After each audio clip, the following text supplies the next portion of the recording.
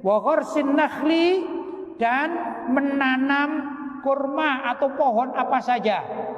Ya, menanam kurma atau pohon apa saja yang pohon itu dimanfaatkan oleh makhluk hidup baik manusia maupun hewan. Jadi sebenarnya kalau kita menanam, ya misalnya kita menanam di suatu tempat, ya menanam mangga gitu ya. Kalau kita bebaskan, siapa saja boleh mengambil, bukan untuk kita jual belikan, ya dah. Maka tatkala setiap orang yang mengambil itu, mengambil buahnya, kita mendapatkan pahalanya. Kalau ada orang berteduh, kita mendapatkan pahalanya. Demikian, tatkala kita mati, ternyata buahnya masih terus diambili oleh orang. Jangankan orang, dimakan burung saja. Itu kita, kalau di Singosari itu ada namanya buah ceri katanya. Pohon ceri. Itu kan buahnya dimakan burung dan dimakan oleh orang. Kadang-kadang kita mengambilnya kalau merah-merah kan gitu ya. Dimakan codot, dimakan ini dan segala macam. Kalau kita biarkan, tatkala makhluk hidup itu memakannya, maka kita mendapatkan pahalanya. Jangan disangka nggak ada artinya itu. Ada artinya, ya sangat manfaat. Wasadaqati tajri, dan sedekah yang jariyah, yang mengalir pahalanya. Waribaten, atau tempat pendidikan, majelis taklim sagri yang dia bangun. Jadi ada sebagian pondok-pondok pesantren atau majelis taklim yang hidup terus. Ya, oh ini majelis taklimnya zaman dulu, ini orang sudah wafat semua yang membuatnya. Ya, ini terus akan mendapatkan pahala, bagi pelanjutnya dapat pahala, yang memulainya, mentaksis juga dapat pahala. Pondok-pondok pesantren, sekolah-sekolah agama dan lain sebagainya, kan banyak itu.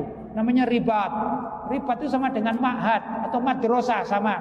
Ribat adalah sesuatu yang yarbutu, mengikat antar pelajar, itu mengikat hatinya sehingga mereka berkumpul dalam satu tempat, namanya ribat. Ya, itu juga dimakna ma'had atau majelis atau dar. Ya, macam-macam namanya.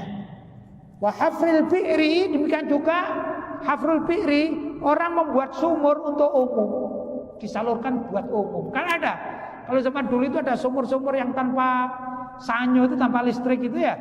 Nah, itu dibuat, kemudian banyak tetangga-tetangganya minta. Loh, ini jangan dianggap gak ada manfaatnya. Setiap tetangga atau orang yang mengambil dari air tersebut, maka pemiliknya atau yang membuat sumur itu akan mendapatkan pahalanya. Begitu. Wa ta'limin bi Qur'anin karimi, demikian juga mengajarkan Al-Qur'an.